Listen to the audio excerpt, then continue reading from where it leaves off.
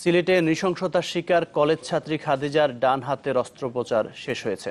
প্রায় 3.5 ঘন্টা ধরে চলে এই অপারেশন।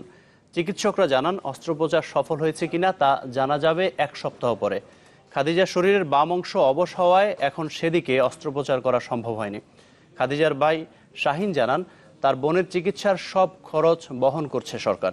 এর আগে বৃহস্পতিবার তার লাইফ সাপোর্ট খুলে দেওয়া হয়। গত 3 অক্টোবর সিলেট এমসি কলেজের সামনে খাদিজাকে কুপিয়ে আহত করে শাহজালাল বিজ্ঞান ও প্রযুক্তি বিশ্ববিদ্যালয়ের ছাত্রলীগের সহসম্পাদক বদরুল আলম।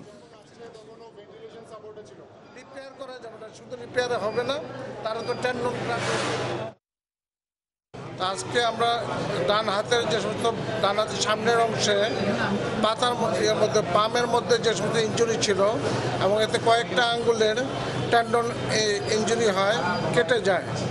তো আমরা ইনশাল্লাহ সাকসেসফুলি আল্লাহর রহমতে। যেহেতু সরকার আমাদের পাশে, তো আমাদের কোনো টেনশন নাই। মাননীয় প্রধানমন্ত্রী যেহেতু পাশে আছেন, তো উনি খাদিজার সব চিকিৎসা ব্যয়ভার বহন করছেন।